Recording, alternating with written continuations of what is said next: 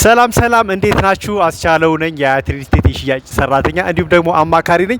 ዛሬ የምገኘው ሲኤምሲ ሚካኤል ወይም ደግሞ ወሰን ሚካኤል በጀርባ በኩል ባለው እዛ ቦታ ላይ ነው የምገኘው። አያት ሪል ስቴት ሰፊ የሆነ የመኖሪያ መንደር እየገነባ ይገኛል። በዋናነት እዚህኛው ጋር የመኖሪያ ቤቶች እንዲሁም ደግሞ የንግድ ሱቆች አሉ እየሸጥን የምንገኘው። የመጀመሪያው የመኖሪያ ቤቶች ሬዚደንሻል የሚባሉ ናቸው። ያ ማለት ምንም አይነት የንግድ ሱቅ የሌለባቸው ቦታዎች ናቸው። ከዚህ በተጨማሪም ደግሞ ሚክስድ ዩዝ ወይም ደግሞ ከላይ መኖሪያ ቤት ከታች ደግሞ የንግድ ሱቅ ያለበት ቦታ ማለት ለምሳሌ አሁን የቆምኩበት ቦታ ንግድ ሱቅ ያለበት ቦታ ነው። ከላይ ደግሞ መኖሪያ ቤቶች ይኖራሉ። ሶ ሚክስድ ዩዝ እና ሬዚደንሻል የሆኑ አፓርትመንቶች አሉን። ሶ ከዚህኛው ጋር ምን አለ መሰላችሁ የመጀመሪያው ቅድመ ክፍያ 15% ነው። ቀሪ 1 አመት ከ6 ወር የመክፈያ ጊዜ ይሰጣቸዋል።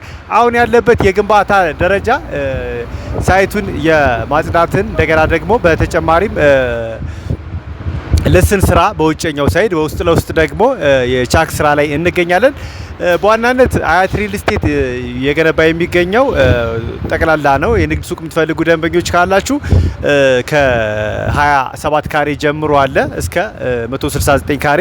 ምናልባትም የእናንተ ፍላጎት አነስተኛ ሱቅ ከሆነ አነስተኛ ካሬ ያላቸው ሱቅ ከሆነ አሁን ያሉት ጥቂት ሱቆች ስለሆኑ እነዚህን አጋጣሚ ብትጠቀሙ በጣም ቆንጆ ነው ማለት ፈልጋለሁ። ምክንያቱም እዚህኛው ቦታ ላይ ለየት የሚያደርገው የንግድ ሱቅ ከሌላው ገበያው እዚሁ ነው ያለው ማለት ይቻላል። ያ ማለት እዚሁ መኖሪያ ቤት ላይ ወደ 50 ሺህ ነዋሪ ይኖራል ተብሎ ይገመታል። እዚህ ቦታ ላይ የንግድ ሱቅ ከፈታችሁ ማለት በጣም ቆንጆ ነው። ጥሩ አማራጮች አሉን።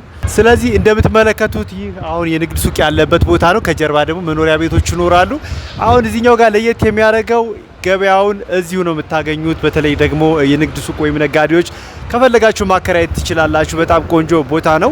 ምናልባትም ደግሞ እዛው መስራትም ደግሞ የምትፈልጉ ከሆነ ደግሞ እዛው ደንበኛው እዚሁ ስለሆነ የተሻለ ነገር ማግኘት ትችላላችሁ። ከዚህ በተጨማሪም ደግሞ አፓርትመንት መግዛት የምትፈልጉ ደንበኞች ከ107 ካሬ ጀምሮ እስከ 145 ካሬ አድረሳለን። እዚህ ጋር ለየት የሚያደርገው ነገር 145 ዱፕሌክስ አፓርትመንቶች አሉ። ያ ማለት G+1 አፓርትመንቶች ናቸው።